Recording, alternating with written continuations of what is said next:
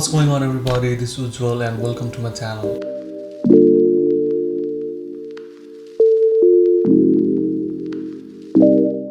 On September 16, 2020, which is this year in case you forgot, Snowflake had a record-breaking IPO in which it sold 28 million shares, raising a total of $3.36 billion through its offering. Snowflake is the largest ever IPO of a software seller, both in terms of money raised and the IPO market cap. The IPO resulted in Class B shares controlling 98.4% of the voting power, and out of which, leaders at Snowflake will control 70.1% of the voting power. The company priced its stock at $120 at the opening. However, the highs on the opening day reached $319. The only thing it means is that investors have too much faith in this new hot company. Investors have various reasons as to why they think this is the next big thing. Number one, Buffett effect. Snowflake has a lot of good things going on this year for the company. The guys running the Snowflake were even able to convince the legend of the investing world, Warren Buffett, who is one of the best value investors around. Warren Buffett and Salesforce Ventures each agreed to purchase $250 million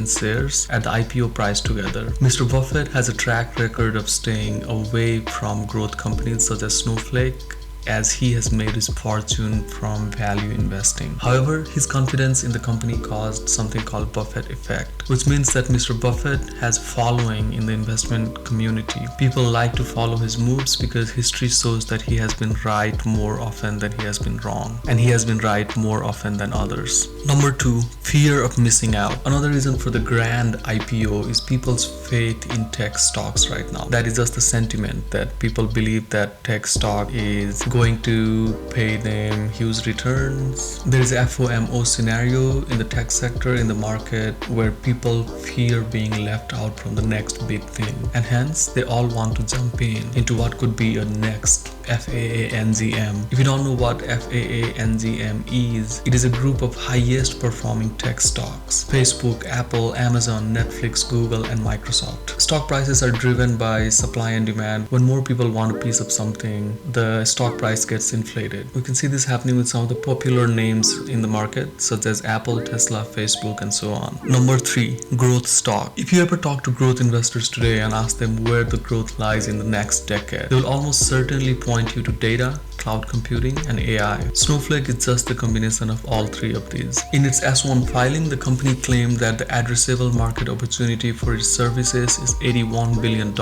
as of January 31, 2020. It also referred to a study in which the markets for business intelligence, analytics, and data management are predicted to have a combined value of $56 billion by the end of 2020 and $84 billion by the end of 2023. During the first 6 months of 2020, revenues grew from $104 million to $242 million on a year-over-year basis. That is a growth rate of 133% in the first 6 months. Snowflake's growth rate is stellar. Just look at the revenues numbers here comparing 2019 to 2020. Its revenues surged from $96.7 million in fiscal 2019 to $264.7 million in fiscal 2020, representing a growth of 174%. Snowflake had raised $478 million in its Series G round of funding in February. The company before the IPO had raised a total of $1.4 billion since its founding. However, the company is still operating at a loss, which is actually very similar to most of the growth companies that we have seen in the market.